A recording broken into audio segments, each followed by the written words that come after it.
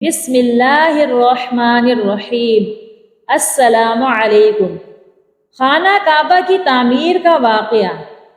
عزیز دوستو، قرۂ ارض پر عبادت کے لیے سب سے پہلا گھر جو بنایا گیا وہ کعبہ ہے۔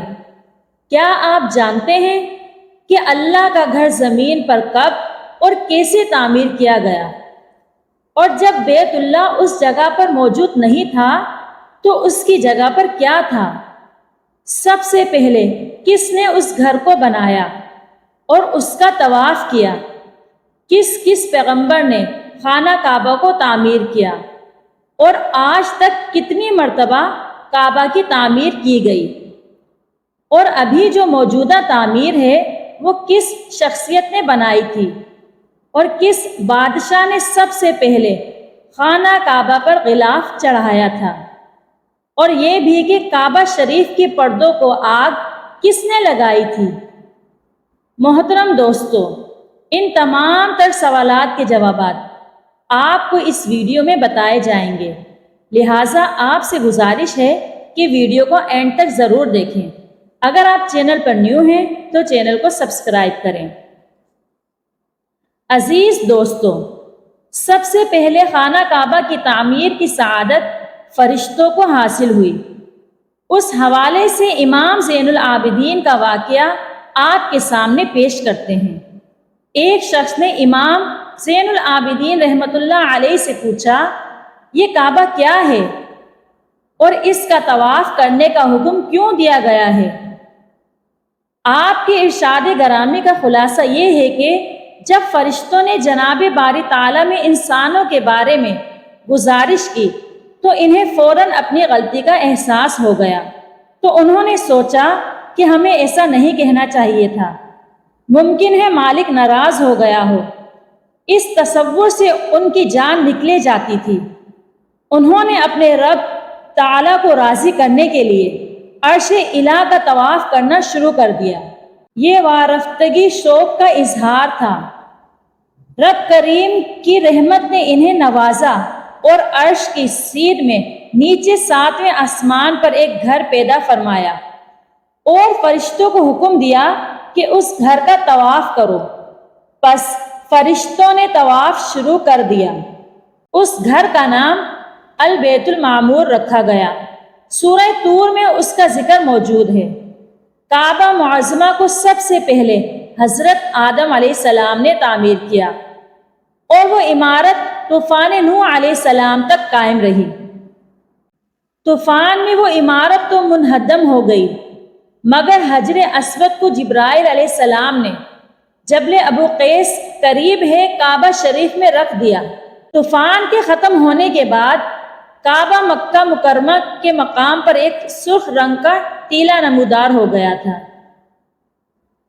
حضرت آدم علیہ السلام کی وصال کے بعد آپ کے بیٹوں نے چند پتھر جمع کر کے مقام تیار کیا۔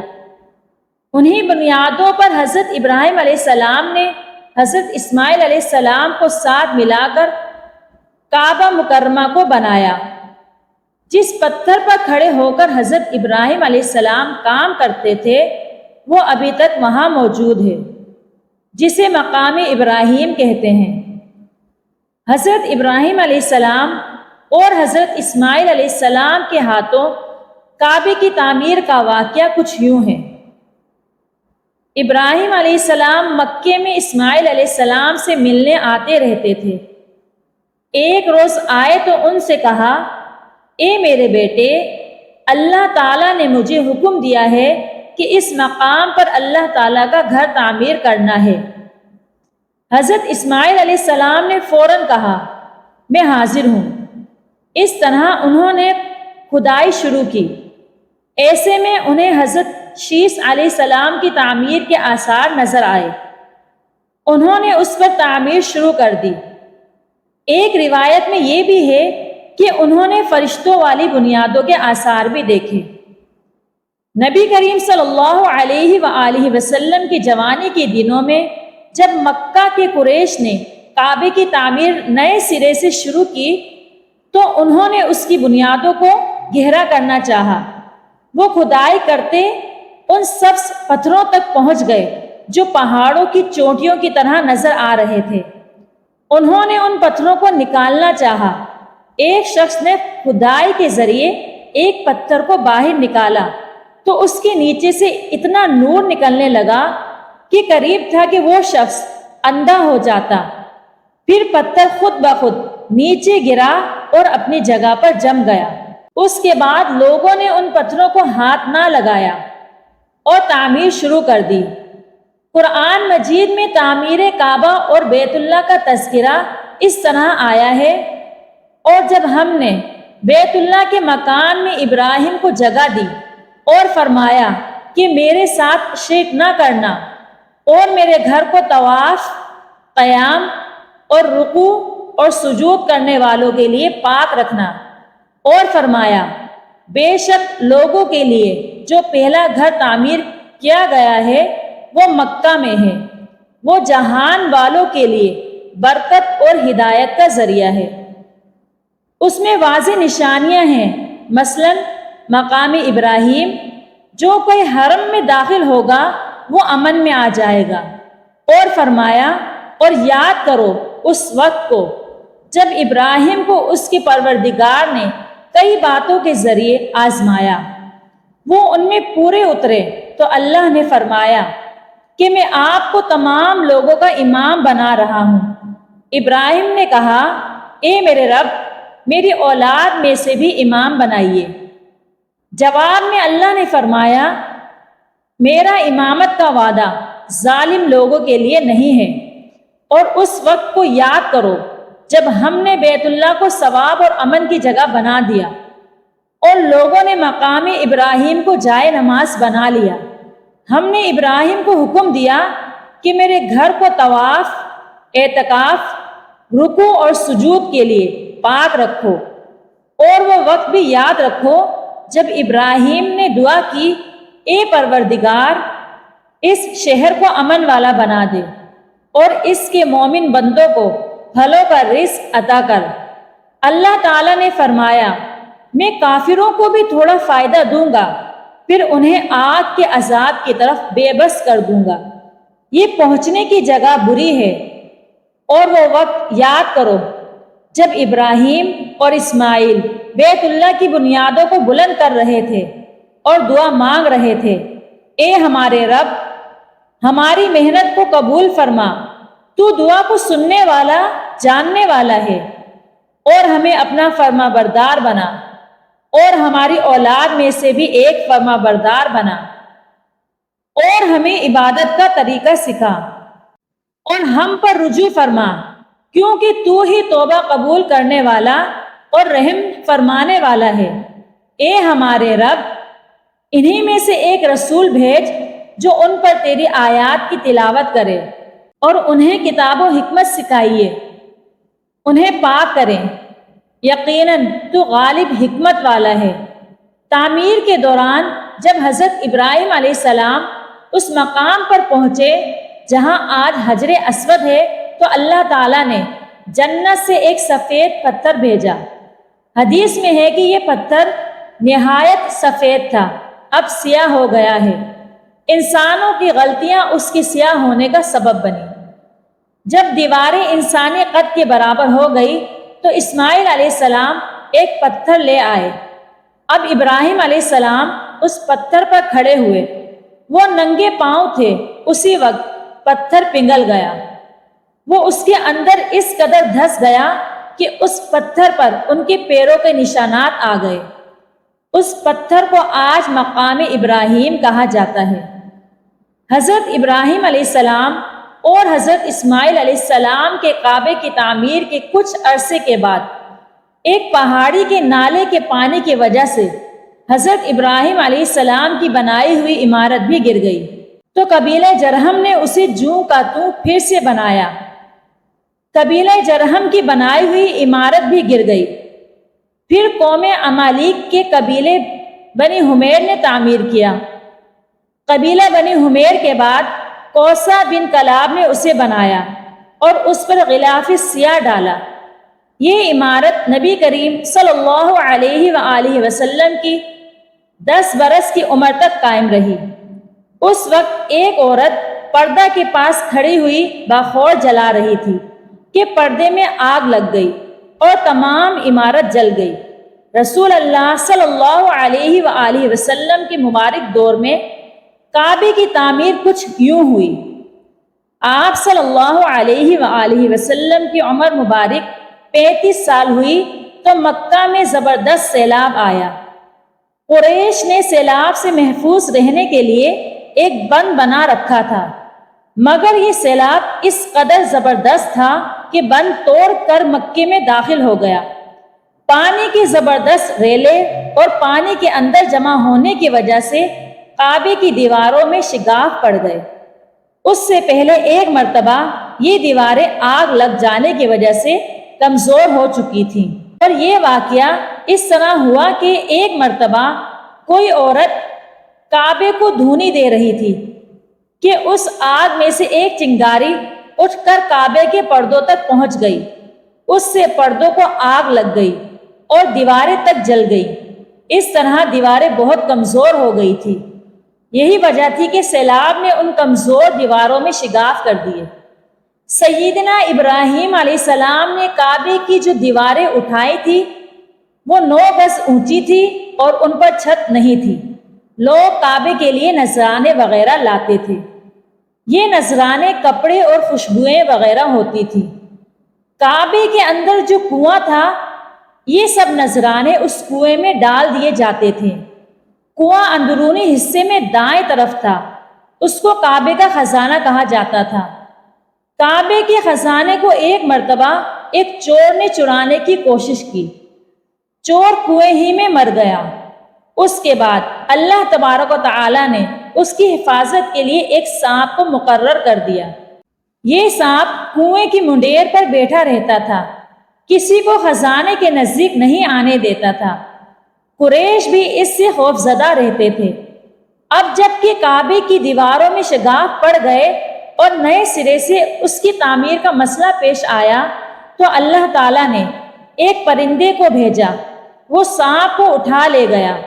یہ دیکھ کر قریش کے لوگ بہت خوش ہوئے اور اب انہوں نے نئے سرے سے کعبے کی تعمیر کا فیصلہ کر لیا اور منصوبہ بنایا کہ بنیادیں مضبوط بنا کر دیواروں کو اور زیادہ اونچا اٹھایا جائے۔ اس طرح دروازے کو بھی اونچا کر دیا جائے گا تاکہ کعبے میں کوئی داخل نہ ہو، صرف وہی شخص داخل ہو جسے وہ اجازت دے۔ اب انہوں نے پتھر جمع کیے۔ ہر قبیلہ اپنے حصے کے پتھر الگ جمع کر رہا تھا۔ چندہ بھی جمع کیا گیا۔ چندے میں انہوں نے پاک کمائی دی، ناپاک کمائی نہیں دی۔ مثلاً طوائفوں کی آمدنی، سود کی کمائی، دوسروں کا مال ضبط کر کے حاصل کی گئی دولت چندے میں نہیں دی، اور پاک کمائی انہوں نے بلا وجہ نہیں دی تھی۔ ایک خاص واقعہ پیش آیا تھا جس سے اس نتیجے پر پہنچے تھے کہ اس کام میں صرف پاک کمائی لگائی جائے گی۔ وہ واقعہ کچھ یوں تھا۔ ایک قریشی سردار ابو وہاب عمرو بن عابد نے جب یہ کام شروع کرنے کے لیے ایک پتھر اٹھایا تو پتھر اس کے ہاتھ سے نکل کر پھر اسی جگہ پہنچ گیا جس جگہ سے اسے اٹھایا گیا تھا۔ اس پر قریشی حیران و پریشان ہوئے۔ آخر خود وہاب کھڑا ہوا اور بولا، اے کعبہ کے لوگوں، کعبہ کی بنیادوں میں سوائے پاک مال کے کوئی دوسرا مال شامل مت کرنا۔ بیت اللہ کی تعمیر میں کسی بد کردار عورت کی کمائی، سود کی کمائی یا زبردستی حاصل کی گئی دولت ہرگز شامل نہ کرنا۔ یہ وہاب نبی کریم صلی اللہ علیہ وآلہ وسلم کے والد حضرت عبداللہ کا ماموں تھا اور اپنی قوم میں ایک شریف آدمی تھا۔ جب قریش کے لوگ خانہ کعبہ کی تعمیر کے لیے پتھر ڈھو رہے تھے تو ان کے ساتھ نبی کریم صلی اللہ علیہ وآلہ وسلم بھی پتھر ڈھونے میں شریک تھے۔ آپ پتھر اپنی گردن پر رکھ کر لا رہے تھے۔ تعمیر شروع کرنے سے پہلے قریش کے لوگوں نے خوف محسوس کیا کہ دیواریں گرانے سے کہیں ان پر کوئی مصیبت نہ نازل ہو جائے۔ آخر ایک سردار ولید بن مغیرہ نے کہا، کعبے کی دیواریں گرانے سے تمہارا ارادہ اصلاح اور مرمت کا ہے یا اس کو خراب کرنے کا؟ جواب میں لوگوں نے کہا، ظاہر ہے ہم تو مرمت اور اصلاح چاہتے ہیں۔ یہ سن کر ولید نے کہا، تب پھر سمجھ لو اللہ تعالیٰ اصلاح کرنے والوں کو برباد نہیں کرتا۔ پھر ولید نے ہی گرانے کے کام کی ابتدا کی، لیکن اس نے صرف ایک حصہ ہی گرایا تاکہ معلوم ہو جائے کہ ان پر کوئی تباہی تو نہیں آتی۔ جب وہ رات خیریت سے گزر گئی تو دوسرے روز سب لوگ اس کے ساتھ شریک ہو گئے اور پوری عمارت گرا دی، یہاں تک کہ اس کی بنیاد تک پہنچ گئے۔ یہ بنیاد حضرت ابراہیم علیہ السلام کے ہاتھ کی رکھی ہوئی تھی۔ حضرت ابراہیم علیہ السلام نے بنیادوں میں سبز رنگ کے پتھر رکھے تھے۔ یہ پتھر اونٹ کے کوہان کی طرح کے تھے اور ایک دوسرے سے جڑے ہوئے تھے۔ ان لوگوں کے لیے ان پتھروں کو توڑنا بہت مشکل کام ثابت ہوا۔ دائیں کونے کے نیچے سے قریش کو ایک تحریر ملی۔ وہ تحریر سریانی زبان میں لکھی ہوئی تھی۔ انہیں سریانی زبان نہیں آتی تھی۔ آخر ایک یہودی کو تلاش کر کے لایا گیا۔ اس نے وہ تحریر پڑھ کر انہیں سنائی۔ تحریر یہ تھی، اللہ ہوں مکے کا مالک، جس کو میں نے اس دن پیدا کیا جس دن آسمانوں اور زمین کو پیدا کیا، جس دن میں نے سورج اور چاند بنائے۔ میں نے اس کو یعنی مکہ کو 7 فرشتوں کے ذریعے گھیر دیا ہے۔ اس کی عظمت اس وقت تک ختم نہیں ہوگی جب تک اس کے دونوں طرف پہاڑ موجود ہیں۔ ان پہاڑوں سے مراد ایک تو ابو قیس پہاڑ ہے جو کہ صفا پہاڑی کے سامنے، اور دوسرا کیکان پہاڑ ہے جو کہ مکہ کے قریب ہے، اور اس کا رخ ابو قیس پہاڑ کی طرف ہے۔ اور یہ شہر اپنے باشندوں کے لیے پانی اور دودھ کے لحاظ سے بہت بابرکت اور نفع والا ہے۔ اور یہ پہلی تحریر تھی، اور دوسری تحریر مقام ابراہیم سے ملی۔ اس میں لکھا تھا، مکہ اللہ تعالیٰ کا محترم اور معظم شہر ہے۔ اس کا رزق 3 راستوں سے اس میں آتا ہے۔ یہاں 3 راستوں سے مراد قریش کے 3 تجارتی راستے ہیں۔ ان راستوں سے قافلے آتے جاتے تھے۔ تیسری تحریر اس سے کچھ فاصلے سے ملی۔ اس میں لکھا تھا، جو بھلائی بوئے گا لوگ اس پر رشک کریں گے، یعنی اس جیسا بننے کی کوشش کریں گے، اور جو شخص رسوائی بوئے گا وہ رسوائی اور ندامت پائے گا۔ برائیاں کر کے بھلائی کی آس لگاتے ہو، ہاں یہ ایسا ہی ہے جیسے کیکر کانٹے دار درخت میں کوئی انگور تلاش کرے۔ یہ تحریر کعبے کے اندر پتھر پر کھدی ہوئی ملی۔ کعبے کی تعمیر کے سلسلے میں قریش کو پتھروں کے علاوہ لکڑی کی بھی ضرورت تھی۔ چھت اور دیواروں میں لکڑی کی ضرورت تھی۔ لکڑی کا مسئلہ اس طرح حل ہوا کہ ایک جہاز عرب کے ساحل سے آ کر ٹکرا گیا۔ آج اس مقام کو جدہ کا ساحل کہا جاتا ہے۔ یہ پہلے مکہ کا ساحل کہلاتا تھا، اس لیے کہ یہ مکہ کا قریب ترین ساحل یہی تھا۔ ساحل سے ٹکرا کر وہ جہاز ٹوٹ گیا۔ وہ جہاز کسی رومی تاجر کا تھا۔ اس جہاز میں شاہ روم کے لیے سنگ مرمر، لکڑی اور لوہے کا سامان لے جایا جا رہا تھا۔ قریش کو اس جہاز کے بارے میں پتہ چلا تو لوگ وہاں پہنچے اور ان لوگوں سے لکڑی خرید لی۔ اس طرح چھت کی تعمیر میں اس لکڑی کو استعمال کیا گیا۔ آخر کار خانہ کعبہ کی تعمیر کا کام حجر اسود تک پہنچ گیا۔ اب یہاں ایک نیا مسئلہ پیدا ہو گیا۔ سوال یہ پیدا ہوا کہ حجر اسود کون اٹھا کر اس کی جگہ پر رکھے گا؟ ہر قبیلہ یہ فضیلت خود حاصل کرنا چاہتا تھا۔ یہ جھگڑا اس حد تک بڑھا کہ مرنے مارنے تک نوبت آ گئی۔ لوگ ایک دوسرے کو قتل کرنے پر تل گئے۔ قبیلہ ابو دار نے تو قبیلہ عدی کے ساتھ مل کر ایک برتن میں خون بھرا اور اس میں اپنے ہاتھ ڈبو کر کہا کہ حجر اسود ہم رکھیں گے۔ اسی طرح دوسرے قبیلے بھی اڑ گئے، تلواریں نیاموں سے نکل آئی، آخر وہ سب بیت اللہ میں جمع ہوئے۔ ان لوگوں میں ابو امیہ بن مغیرہ بھی شامل تھے، اس کا اصل نام حذیفہ تھا، قریش کے قبیلے میں سب سے زیادہ عمر والا تھا۔ یہ ام المومنین سیدہ ام سلمہ رضی اللہ تعالی عنہا کا باپ تھا، قریش کے انتہائی شریف لوگوں میں تھا، مسافروں کو سفر سامان اور کھانا وغیرہ دینے کے سلسلے میں بہت مشہور تھا۔ جب کبھی سفر کرتا تو اپنے ساتھیوں کے کھانے پینے کا سامان خود کرتا تھا۔ اس وقت جھگڑے کو ختم کرنے کے لیے ایک حل پیش کیا۔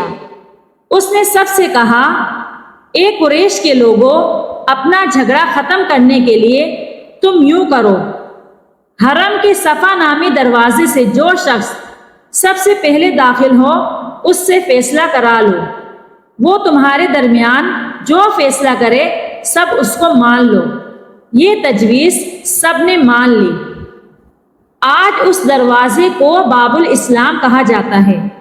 اللہ کی قدرت کہ اس دروازے سے سب سے پہلے حضرت محمد صلی اللہ علیہ وآلہ وسلم تشریف لائے۔ قریش نے جیسے ہی آپ کو دیکھا پکار اٹھے، یہ تو امین ہیں، یہ تو محمد ہیں، ہم ان پر راضی ہیں۔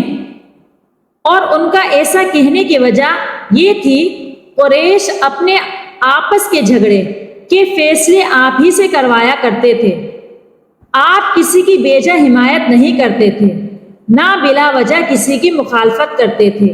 پھر ان لوگوں نے اپنے جھگڑے کی تفصیل آپ کو سنائی۔ ساری تفصیل سن کر آپ نے فرمایا، ایک ایک چادر لے آؤ۔ لوگ چادر لے آئے، آپ نے اس چادر کو بچھایا اور اپنے دست مبارک سے حجر اسود کو اٹھا کر اس چادر پر رکھ دیا۔ اس کے بعد آپ نے ارشاد فرمایا، ہر قبیلے کے لوگ اس چادر کا ایک ایک کنارہ پکڑ لیں، سب مل کر اس کو اٹھائیں۔ انہوں نے ایسا ہی کیا، چادر کو اٹھائے ہوئے اس مقام تک آ گئے جہاں حجر اسود کو رکھنا تھا۔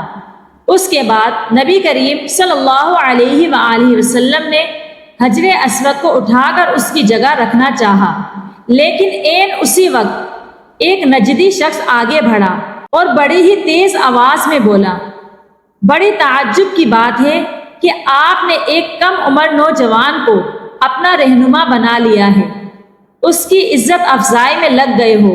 یاد رکھو، یہ شخص سب کو گروہوں میں تقسیم کر دے گا، تم لوگوں کو پارا پارا کر دے گا۔ قریب تھا کہ ان لوگوں میں ایک بار پھر جھگڑا ہو جائے، لیکن پھر خود ہی ان لوگوں نے محسوس کر لیا کہ حضور صلی اللہ علیہ وآلہ وسلم نے جو فیصلہ کیا ہے وہ لڑانے والا نہیں بلکہ لڑائی ختم کرنے والا ہے۔ چنانچہ رسول اللہ صلی اللہ علیہ وآلہ وسلم نے حجر اسود کو اپنے مبارک ہاتھوں سے اس کی جگہ پر رکھا۔ مورخوں نے لکھا ہے کہ نجدی شخص دراصل ابلیس تھا، جو اس موقع پر انسانی شکل میں آیا تھا۔ پہلے قریش نے خانہ کعبہ کو بنانے کے بعد وہی صورت حضرت عمر فاروق رضی اللہ تعالی عنہ کے زمانے تک قائم رہی، یعنی دائرہ مطاف ہی حد حرم تھا، اور آمد و رفت باب بنی شیبہ سے ہوتی تھی، جسے اب باب الاسلام کہتے ہیں۔ حضرت عمر فاروق رضی اللہ تعالی عنہ نے 12 ہجری میں مطاف کے ارد گرد کے مکان لوگوں سے مول لے کر صحن بڑھا دیا اور اس کے ارد گرد قد آدم کے برابر دیوار کھڑی کر دی، اور حضرت عثمان غنی رضی اللہ تعالی عنہ نے اپنی خلافت کے زمانے میں اور مکان خرید کر صحن کو اور بھی کشادہ کر دیا۔ پھر حضرت عبداللہ بن زبیر رضی اللہ تعالی عنہ اپنے عہد میں بدستور قدیم خانہ کعبہ کو بنایا اور حدیم کی زمین کو پھر اندر لے لیا اور 2 دروازے زمین کے برابر بنا کر بھڑ کو اندر سے نکال دیا۔ یہ عمارت تیار ہو چکی اور حرم کے ارد گرد کے مکان خرید کر مسجد الحرام میں شامل کر لیے گئے۔ ان کے بعد بنی امیہ کا دور ہوا۔ حجاج بن یوسف کے نائب عبد الملک بن مروان نے حضرت عبداللہ بن زبیر رضی اللہ تعالیٰ عنہ کی عمارت کو ناپسند کرتے ہوئے دوبارہ قریشی طرز پر بنا دیا۔ مشرق کی طرف صرف ایک دروازہ رکھا اور اندر سے قد آدم بھرت کر کے ایک دروازہ اونچا کر دیا، اور چھت اور دروازہ ساج کی لکڑی کے بنائے اور حتیم کی زمین کو باہر کر دیا۔ یہ تعمیر ہوئی، پھر ولید بن عبد الملک نے صحن کو بڑھا دیا اور اس کی تعمیر ختم ہوئی۔ پھر متفد عباسی نے صحن کو بڑھایا اور محلدار الندوہ کو حرم میں داخل کر کے ایک دروازہ قائم کیا جس کا نام باب الزیارہ رکھا۔ چنانچہ یہ تعمیر حجاج بن یوسف کے عہد سے سلطان مراد خان بن احمد خان سلطان روم کے عہد تک قائم رہے۔ پھر اس کے بعد خانہ کعبہ کی تعمیر عثمانی سلطان مراد خان نے کرائی۔ مراد خان کی وصال کے بعد خانہ کعبہ کی تعمیر و توسیع عثمانی سلاطین کے دور میں ہوتی رہی۔ پھر عثمانی سلاطین کے بعد تعمیر کا کام بنو سعود نے کیا، اور سعودی حکومت نے حاجیوں کی زیادتی کے سبب خانہ کعبہ کے گرد زمین کو مزید کشادہ کیا، اور ضرورت کے تحت ابھی بھی کام ہوتا رہتا ہے۔ پیارے دوستو، اب ہم غلاف کعبہ کے بارے میں بات کرتے ہیں۔ روایت میں آیا ہے، ہجرت نبی صلی اللہ علیہ وآلہ وسلم سے 220 برس قبل یمن کے بادشاہ تبا ابو الکرم اسد نے خواب میں دیکھا کہ وہ کعبہ شریف پر غلاف چڑھا رہا ہے۔ یہ خواب اس نے کئی بار دیکھا۔ ایک جنگ سے واپسی پر وہ مکہ مکرمہ سے گزرا تو اسے اپنا خواب یاد آیا۔ چنانچہ اس نے یمن سے قیمتی کپڑے کا غلاف بنا کر خانہ کعبہ پر چڑھایا۔ اسد نے پہلی بار خانہ کعبہ کے دروازے کے لیے ایک تالا اور چابی بنوائی۔ شاہ اسد کے بعد یمن کے ہر بادشاہ نے یہ سعادت حاصل کی، اور ہر بادشاہ نے کعبہ شریف کے لیے غلاف بنوایا۔ مورخین کی نظر میں یہ واقعہ اس لیے زیادہ درست ہے کہ ایک بار کچھ لوگ اسد نامی بادشاہ کو برا کہہ رہے تھے کہ حضور اکرم صلی اللہ علیہ وآلہ وسلم نے فرمایا کہ اسد عمری کو برا نہ کہو، کیونکہ اس نے کعبہ پر غلاف چڑھایا تھا۔ یہ غلاف سرخ دھاری دار یمنی کپڑے سے بنایا گیا تھا۔ قریشی مکہ ہر سال 10 محرم کو کعبے کا غلاف بدلتے تھے۔ اس دن وہ احترام کے خاطر روزہ بھی رکھتے تھے۔ سن 1346 ہجری میں سعودیہ عرب کے بانی شاہ عبد العزیز آل سعود نے غلاف کعبہ کے لیے الگ سے ایک ادارہ اور کارخانہ قائم کرنے کا حکم دیا۔ غلاف کعبہ کی نگرانی وزیر خزانہ عبداللہ بن سلیمان کو سپرد کی گئی۔ ان کے دور میں سال میں 3 بار غلاف کعبہ تبدیل ہونے لگا۔ خانہ کعبہ کا بیرون غلاف یعنی قصوہ ہر سال 9 ذی الحج کو تبدیل کیا جاتا ہے۔ یہ ریشم، کاٹن اور سونے چاندی کے تاروں سے تیار کیا جاتا ہے۔ قصوہ کی بلندی 14 میٹر ہوتی ہے۔ اوپر کی 1/2 حصے میں بیڑ موجود ہوتی ہے، جس کی چوڑائی 95 سینٹی میٹر اور لمبائی 47 میٹر ہوتی ہے۔ بیڑ کے نیچے آیت قرآنی موجود ہوتی ہیں۔ یہ تمام علیحدہ فریموں میں تحریر ہوتی ہیں۔ درمیانی خلاؤں کے بیچ قندیل کی شکل کے اندر یا حی یا قیوم یا رحمان یا رحیم الحمدللہ رب العالمین تحریر ہوتا ہے۔ بیل پر بہت نمایاں طور پر کڑھائی کی جاتی ہے اور یہ چاندی کے تاروں سے بھری ہوتی ہے۔ اس پر سونے کا پانی چڑھا ہوتا ہے اور پورے خانہ کعبہ کا احاطہ کرتی ہے۔ قصوہ میں کعبے کے دروازے کا پردہ شامل ہوتا ہے۔ ریشم سے تیار کیا گیا یہ پردہ 6.5 میٹر بلند اور 3.5 میٹر چوڑا ہوتا ہے۔ اس پر قرآنی آیات تحریر ہوتی ہیں اور اسلامی نقش و نگار منعکس ہوتے ہیں۔ خانہ کعبہ کا قصبہ 5 حصوں پر مشتمل ہوتا ہے۔ ہر حصہ کعبے کی ایک سمت کو ڈھانپ لیتا ہے، جبکہ 5واں حصہ وہ پردہ ہوتا ہے جو کعبے کے دروازے پر لگایا جاتا ہے۔ ان تمام حصوں کو ایک دوسرے کے ساتھ ملایا گیا ہوتا ہے۔ پرانے غلاف کہاں جاتے ہیں؟ پرانے غلاف کو کعبے کے حرم مکے کے قریب موجود میوزیم میں رکھا جاتا ہے۔ تحفے کے طور پر دوسرے مسلمان ملک کو دے دیا جاتا ہے۔